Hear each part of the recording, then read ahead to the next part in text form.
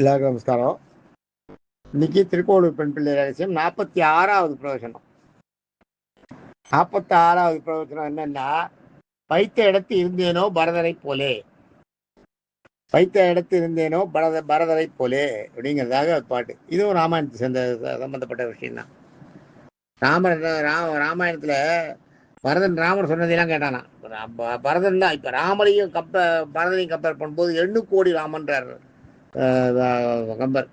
2 கோடி ராமன்னா எண்ணில் 1 கோடி ராமரை சேர்ந்தவரான் பரதன். அந்த அளவுக்கு. ஏன்னா அந்த மாதிரி ஒருத்தனால பரதனால வாய்ப்பு கிடைச்சி, அதாவது எல்லாருமே வாய்ப்பு கிடைக்கும் போது வாய்ப்பு 1000 வாய்ப்பு கிடைக்காதப்ப எல்லா இதுவும் பேசுவா, சட்டம் பேசுவா.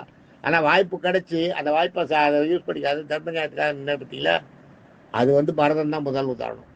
வாய்ப்பு கிடைச்சும் தவறாதவன், நீதி தவறாதவன் பரதன். அதை சொல்றாரு இந்த இடத்துல. 2 கோடி ராமராம் பரதன். அப்படிப்பட்ட ஒரு பிள்ளைய பெற்றவ கைகை. பரதனை அவ சாதாரண பெற்றுக்கல. பரதனை பெற்றதே இதுக்காக தான். அதே மாதிரி கைகை 14 வருஷம் ராமரை காட்டுக்கு அனுப்பினதும் கைகைக்கு ஜோசியெல்லாம் என்ன பார்க்க தெரியும். அவளுக்கு 14 வருஷம் ராமருக்கு நேரம் சரியா இல்லை இருந்தா அவருக்கு இங்க கண்டம், அவர் ஆட்சியில உட்காரக்கூடாது. இவராலேயே தசரதாலேயே முடியல, அவர் வீக் ஆயிட்டார், ஆள் உடம்பு வயசாயிடுத்து, வயதுக்குத்தால அவரால் முடியல. அந்த நேரத்தில் ஆள்றதுக்கு ராமர் ஆட்சி படத்தில் உட்காரக்கூடாது. 14 வருஷம் உட்காரக்கூடாது. அவர் ஆட்சிக்கும் அவருக்கும் சம்மந்தம் இல்லாமலே இருக்கணும் அவர் அப்படின்றத அவர் ஜோசியத்தில் பார்க்குறா. பார்த்துட்டு ராமரோட உயிரை காப்பாற்றணுன்றதுக்காக தான் அவள் பரதனை அந்த அந்த இடத்துக்கு பரதனை செலக்ட் பண்ணுறா. அதுதான் அவங்களுக்கு தெரியுமா. பரதன் கண்டுபிடிச்சிட்டுவான் அம்மாவை. பரதன் ஊரில் இல்லாத போதுதான் ராமர்கிட்ட இந்த கோரிக்கையை கோரிக்கை வச்சு ராமரை காட்டுக்கு அனுப்புறா. 14 வருஷம் ராமர் காட்டுக்கு போனப்புறம் 14 வருஷத்துல இவர் செத்து போயிடுறார் பரதன். தசரதன் செத்து போயிடுறார். தசரதன் செத்து போய் கூட அவர் சொர்க்கலோகத்துல தான் உட்காந்துறான். வைகுண்டத்துக்கு கூப்பிட்டப்போ வரமாட்டேன்ட்டான். மறுபடியும் என்னுடைய ராமன் நான் பட்டாபிஷேகத்துக்கு ஏற்பாடு பண்ணியிருந்தேன், அந்த பட்டாபிஷேகத்தை அவன் பண்ணிக்கிறத பார்த்துட்டு தான் நான் வருவேன். அது வரைக்கும் இந்த வைகுண்டமே எனக்கு கொடுத்தா கூட வேண்டாம், மோட்சமே வேண்டாம், நான் சொர்க்கத்துல பார்த்துட்டு இருக்கேன்னா. அப்புறம் மோட்சம் வேண்டான்னு உடனே அவர் சொர்க்கத்துல ஒரு 14 வருஷம் இருக்கிறதுக்கு இடம் கொடுக்குறாளாம். அப்புறம் வைகுண்டத்துக்கு அப்புறம் ராமனோட பட்டாபிஷேகத்தை மேலேருந்து பார்த்து ஆசீர்வாதம் பண்ணிட்டு தான் அவர் வைகுண்டத்துக்கு போனாராம். அப்ப இவரோட என்னன்னு பாருங்க. தசரதன் சொல்றான், நானும் நாடும் ராமரோட சொத்து, நானும் இந்த நாடும் ராமருடைய சொத்து. அப்படி இருக்கப்ப நான் எப்படி நாட்டை ஆள முடியும்? ஒரு சொத்து இன்னொரு சொத்தை ஆள முடியுமா? நான் எப்படியோ அதே மாதிரிதான் இந்த சொத்து எப்படி ராமருக்கு சொந்தமானதோ அது மாதிரிதான் இந்த பூத உடல் பரதனோட உடலும் ராமருக்கு சொந்தமானதுதான். அதனால என்ன ஆள சொல்றது தப்புன்றாரு. இவ்வளவுதான் எவ்வளவு இது பாருங்க. ஒரு சொத்து இன்னொரு சொத்தை ஆள முடியுமான்னு கேட்கிறாரு அவர். பரதனே கேட்கிறாரு. அதே மாதிரி அவன் காட்டுல பெரிய சாணியோட வரார் பரதன். அவர் மட்டும் வந்தா சரியா வராதுன்ட்டு என்ன பண்றார், அவர் வசிஷ்டர், சுபத்திரை, கௌசல்யா, சுமந்திரன் தான் அவரோட அந்த ஆஸ்தான குரு. சுமந்திரர், சுபத்திரை, கௌசல்யா எல்லாரையும் கூப்பிட்டு வரான். வசிஷ்டரை எல்லாம் கூப்பிட்டு அங்கிருந்து பரதன் வரானான். பரதன் வரதை பார்த்தோன்னா அவன் பின்னாடி பெரிய சேனையே வருது. பெரிய சேனை வரதை பார்த்தோன்னே பரதன் சண்டைக்கு தான் வரான்ட்டு லட்சுமணன் நினச்சிட்டு உடனே ஒரு மரத்து மேலே ஏறி வர்றது. ஒரே அறுபாடுகள் நடமாட்டெல்லாம் அதிகமாக இருக்கு. குதிரை கொழும்பு சத்தெல்லாம் கேட்குறது. யார் வரா என்னன்னு பாரு, என்ன சுற்றி நடக்குதுன்னு பாரு, அந்த மரத்து மேலே ஏறி பாரு, தூரம் என்ன நடக்குது, யாராவது வராளா பாருன்னு லட்சுமணன் சொல்கிறார் ராமர். லட்சுமணன் மேலே ஏறி பார்க்குறான். தூரத்துலேருந்து பார்க்கும்போது பரதன் வர்றது தெரியுது. பரதனுக்கு பின்னாடி பெரிய படம் வருதுன்னு உடனே பரதன் சண்டைக்கு நம்ம 14 வருஷம் கழிச்சு நம்ம இங்கே ஒரு ஐக்கிய போர் மட்டும் நம்ம கொல்றதுக்கு தான் வரான், நம்ம கூட சண்டை போடுறதுக்கு தான் பரதன் வரான்னு சொல்லி லட்சுமணன் இறங்கி ராமர்கிட்ட, நீங்கள் எனக்கு ஒரு ஊனுங்கோ, நான் ஒரே அம்பளை எல்லாரையுமே நான் இது பண்ணிடுறேன், என்னை நம்மளை இப்போ காட்டுக்கு அனுப்பினால நம்மளுக்கு துரத்திட்டு நம்மளை எல்லாரையும் கொல்றதுக்கு வராளா அப்படின்னு. அப்போ சொல்லுவார் ராமர், பரதன் ஒரு நாளும் பண்ண மாட்டான், பரதன் என்றைக்குமே அது மாதிரிலாம் செய்ய மாட்டான் அப்படின்னு. லட்சுமணனை நீ கொஞ்ச நேரம் வெயிட் பண்ணு, பரதன் நீங்க கிட்ட வரணும்னா வரட்டும், நீ உன்னுடைய கடமை செய், நீ ஜாக்கிரதையா இருக்கிறதுனா இரு, அது ஒன்றும் இல்லை. ஆனால் பரதன் இங்கே வரட்டும், என்கிட்ட வரட்டும், நான் பார்க்குறேன். அங்கேருந்து வரும்போதே ராமா அபயம் ராமா அபயம்னு தான் வருவார். இல்லை இல்லை, பரதன் வரும்போதே, பரதன் வந்து நாட்டுக்கு வரும்போதே ராமா அபயம் ராமா அபயம்னு தான் வருவாராம். வரும்போது அதே மாதிரி பரதன் வந்து ராமரை கூப்பிடாரு. எவ்வளோ கூப்பிடாரு, ராமரை வரவே மாட்டேன்னு விடுறாரு. நீ தான் அரசாளுன்னு, நீ போய் ஆளுன்னு விடுறாரு. நான் போகவே மாட்டேன்னு விடுறாரு. பரதன் வந்து நான் அந்த கட்டில் உட்காந்து நான் அந்த அந்த அந்த அந்த ஆட்சி செய்கிற அந்த இதுல இருந்து நான் நாற்காலியில் உட்காந்து நான் பீட நாற்காலியில் உட்காந்து நான் பண்ண மாட்டேன், ஆட்சி பண்ண மாட்டேன் அப்படின்ட்டு, உங்கள் பாதுகைகள் எனக்கு வேணும், அதுதான் எனக்கு நீங்கள் எனக்கு செய்ய வேண்டிய உதவி அதுவாக தான் இருக்கணும். சரின்னு ஒரு பாதுகையை கொடுக்குறாரு. பாதுகையை எடுத்து பரதன் என்ன பண்ணான், தலைமையில வச்சுக்கிறான். அந்த அந்த தலைமையில வச்சுட்டு அந்த பாதுகையை சுமந்துட்டு போகிறோம். சுமந்துட்டு அப்படியே போய் அந்த அப்படியே அந்த தலைமையில வச்சுட்டு அப்படியே போய் அதை கொண்டு போய் அந்த பட்டாபிஷேகம் அதுக்கு வந்து அபிஷேகம் பண்ணி அதுக்கு ஆராதனை பண்ணி எல்லாம் பண்ணி அதை வந்து அதுக்கு வந்து பாதுகாபிஷேகம்னு இன்றைக்கும் பாதுகை வந்து பாதுகாசனம்னு பாதுகையை வச்சு 1000 பாதுகைக்கு பெருமை, பாதுகையோட பேர் அதனோட பெருமைகளை 1000 சொல்கிறதுக்கு பாதுகாசனம்னு இன்றைக்கும் தேசிய எழுதினது இருக்குது. பாதுகாசனம் இருக்குது. அது மாதிரி பாதுகையோட வச்சு பாதுகையை வந்து பாதுகாப்பு இடம்னு பாதுகை அரசால வச்சது அதுவும் இருக்குது. அப்போ அயோத்தியிலேருந்து இவன் வந்து ராமர்கிட்ட இருந்து அந்த பரதன் வந்து பாதுகை வாங்கிட்டு போனோம். அயோத்திக்கு உள்ளேயே போகல. அயோத்தியில் போய் நான் ஆளவே மாட்டேன்றான். அவன் போகிற வழியில் இருக்க அயோத்திக்கு ஊருக்கு வெளியில் இருக்க நந்தி கிராமன்ற ஊரில் இருந்துட்டு அந்த இடத்துல அந்த பாதுகையை வச்சு அந்த பாதுகைக்கு பட்டாபிஷேகம் பண்ணிட்டு இவன் வந்து ராமரும் லட்சுமணன் எப்படி மர உரி தரிச்சுட்டு இருக்கா, அந்த மாதிரியே மர உரி தரிச்சுட்டு அவன் எப்படி இருக்காளோ அதே மாதிரியே தானும் இருந்துட்டு ஒரு பற்றற்ற நிலையில் ஒரு அப்படியே தாமரையில் தண்ணி மாதிரி இருந்து ஆட்சி புரிஞ்சுட்டு இருக்கான். அது வந்து இவருக்கு ஆட்சி கிடைக்கிறது. ஆட்சி இவனுக்கு கிடைச்சதுன்னா இது அது அதாவது கிடைக்கும் போது அதை தான் சொன்னேன் நான் முதல்ல உங்களுக்கு. வாய்ப்பு கிடைச்சும் அனுபவிக்காதவன்ல வந்து இவன் நியாயம் நீதி நியாயம் மட்டும்தான் வேணும்னு வாய்ப்பு கிடைச்சும் தர்ம சிந்தனை மாறாத இருந்தவர் வந்து தர்மன். அதே மாதிரி பரதன் ஆச்சா. அது மாதிரி பரதன் வந்து அந்த நந்தி கிராமத்தில் இது பண்ண ஆட்சி வைக்கப்போ கூட விடிய காத்தால 4 மணி 3 மணிக்கெல்லாம் இது போய் குளத்துல குளிச்சுட்டு வந்துடுவாரோ. ஏன்னா ஊர் ஜனங்கள்லாம் வந்து இந்த பரதன் வந்து ராமரோட ஆட்சியை கட்டவும் அதனால இவன் மூஞ்சிலே முழிக்க மாட்டேன்னு சிலர்லாம் சபதம் எடுத்துட்டு இருக்கானாம். அவள்லாம் காத்தால குளிக்க வந்துட்டாள்னா அவள் முகத்தில் முடிச்சா அது நம்மளுக்கு பாவமாயிடும். அவள் முழிக்க மாட்டேன்னு சபதம் எடுத்துட்டு இருக்கா. நம்ம மேலே இது பண்ணிட்டு நம்ம பற்ற எடுத்து நம்ம இருக்கணும். நம்ம வந்து இது எல்லாம் இது பண்ணக்கூடாது.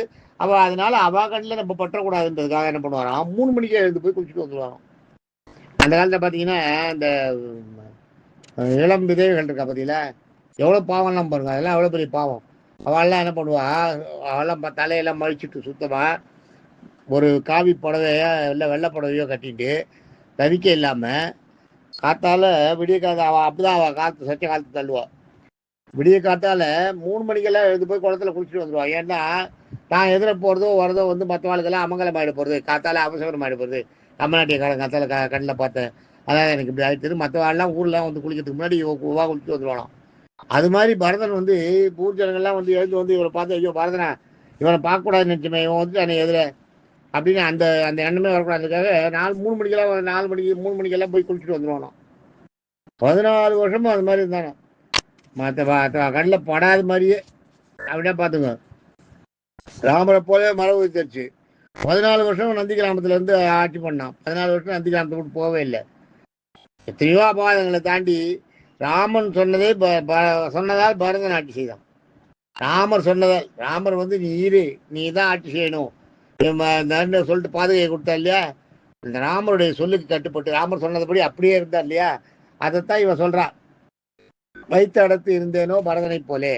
பரதன் வந்து ராமர் என்ன சொன்னாரோ அதுதான் கேட்டான். மற்றபடி ஊர் ஜனங்க என்னவாலும் பேசிட்டு போட்டு ஏதாவது தூக்கி வச்சுட்டு போகட்டும் தூக்கி போடட்டும் என்னாலும் பண்ணிட்டான், அதை பற்றிலாம் கவலை இல்லை. ராமன் வந்து 14 வருஷம் நீன்னு சொல்றாரு. அப்பயே இவர் சொல்றாரு பரதன் 14 வருஷத்துக்கு ஒரு நாழிகை அதிகமானாலும் நான் வந்து தீ குளிச்சிருவேன் அப்படின்னுவார். அதே மாதிரி பண்ணவும் பண்ணுவார். அதே மாதிரி ராமர் வந்து ஜெயிச்சுட்டு சீதையை கூப்பிட்டு வரும்போது கம்யூனிகேஷன் கேப் இப்போ மாதிரிலாம் இல்லை இல்லையா, வரான்னு தெரியாது. பரதன் என்ன பண்ணுவான், பெரிய தீ இதை மூட்டி குண்டத்தை மூட்டி நெருப்பு குண்டத்தை மூட்டி அதில் பாயத்துக்கு சரியாக சுற்றி வருவான். சுற்றி வருவான், இவன் இந்த மாதிரி பண்ணிடுவான்றது ராமருக்கு தெரியும். ராமர் மேலே ஆகாய மார்க்கத்தில் வேகமாக வந்துட்டு இருக்கும்போது பரத்வாஜர் அங்கேருந்து கூப்பிட்டு என்னோட ஆசிரமத்தில் கொஞ்சம் இருந்துட்டு போய் அப்படின்ட்டு பரத்வாஜரை தடுக்கவும் முடியல. பரத்வாஜரோட வேண்டுகோளை வந்து எது ராமரால் நிராகரிக்கவும் முடியல. சரின்னு கீழே இறங்கிட்டு ஆஞ்சநேயரை மட்டும் சொல்லிடுறாரு, நீ போய் பரதனை தடுத்து நிறுத்திடு, வந்துட்டு இருக்கேன்னு சொல்லிடு. பரதன் விடுவான். பரதன்கிட்ட நான் இதை வந்துட்டே இருக்கேன், எல்லாம் நல்லபடியாக முடிச்சுட்டு வந்துட்டே இருக்கேன்னு சொல்லு அப்படின்னுவார். அதே மாதிரி ஆஞ்சநேயர் போவார் பரதனை பார்க்கறதுக்கு. போகும்போது பார்த்தா அந்த பரதன் யாருன்னு வேற அவரால் கண்டுபிடிக்க முடியாது. அதே வேற திண்டாடுவார் யாருன்னு. ஆனால் அந்த மரவொழியும் அந்த தரித்திக்கு அந்த முகஜாடையும் அந்த சாப்திகமான முகமும் அந்த ஒன்றுமே அறியாத அப்பாவித்தனமான ஒரு பேச்சும் அதை வச்சு இவர் தான் தர்மன் தெரிஞ்சு விடுறாரு. அவர் நந்தி கிராமத்தில் போய் பார்க்கும்போது நந்தி கிராமத்தில் வந்து நெருப்ப யாகத்துக்கு பெரிய ஹோமத்தை நெருப்பை வளர்த்துட்டு அதில் துத்தின்னு இருப்பான் குதிக்கிறதுக்கு. லட்சுமண பரதன் 3 சுற்றி வந்துட்டு நெருப்பில் குதிக்கிறதுக்கு இறங்கிறதுக்கு தயாராக இருப்பான். அப்போ தான் ஆஞ்சநேயர் போய் தடுப்பார்.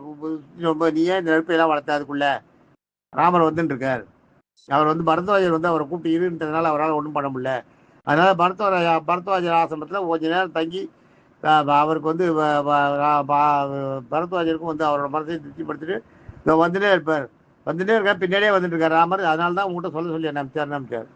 இல்லாத ராமர் வராமல் இருந்தாருன்னா அதுக்குள்ள பரதன் செத்தே போயிருப்பான். அப்போ பார்த்துக்கோ எவ்வளோ இது பாருங்க.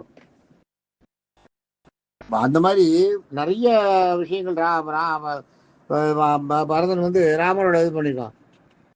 எத்தனையோ அபவாதங்கள் ராமன் மேலே, எவ்வளவோ அபவாதங்கள் பரதன் மேலே. அந்த அபவாதங்கள்லாம் தாங்கிட்டு எவ்வளவோ பேர், எத்தனையோ சுடு சொற்கள், எவ்வளவோ பேர் அவனை நிந்திச்சது, இதெல்லாம் தாண்டி ராமர் சொன்னார், நான் 14 வருஷம் நாட்டை நீ பார்த்துக்கணும்னு சொல்லிருக்காரு. அதனால சாட்சியாக வச்சுன்னு நான் பார்த்துக்கிறேன், அவ்வளோதான், நான் காவலன் தான், நான் வந்து ராஜா கிடையாது அப்படின்னே சொல்லிட்டு அவன் வந்து அந்த நாட்டை ஆண்டுட்டு இருப்பான். அது மாதிரி அரசாட்சியில் இருக்கிற ஒவ்வொரு முடிவும் சரி, இவன் வந்து நாளைக்கு என்ன பண்ணணும்னு நினச்சான்னா அதை போய் அந்த பாதகை கிட்ட வச்சுட்டு பாதகை கிட்ட சமர்ப்பிச்சுட்டு தான் அப்புறம் தான் மறுநாள் தான் அந்த வேலையை செய்வானோ. ஒரு வரி போடணுன்னாலும் சரி, ஒரு ஜனங்களை சீர்திருத்தினாலும் சரி, ஒரு ரோடு போடணுன்னாலும் சரி, ஒரு சாதாரண விஷயத்து கூட அதுக்கு போய் அந்த இதை பண்ணுவானோ. அதை பண்ணிட்டு தான் இவன் வந்து பரதன் வந்து நாட்டை ஆளும்போது அதை பண்ணுவானோ. தவறாத ராமரோட இது பண்ணுவான். எவ்வளவோ பேர் தூட்டுறா,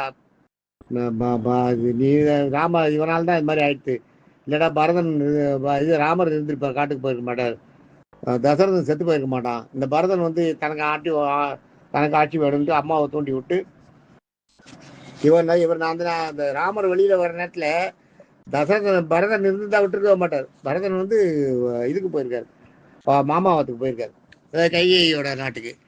கைகேயி நாட்டுக்கு போயிருந்தனால அதனால இவருக்கு வந்து வந்த உடனே தான் தெரியுது. அந்த மாதிரி பரதன் வந்து ரொம்ப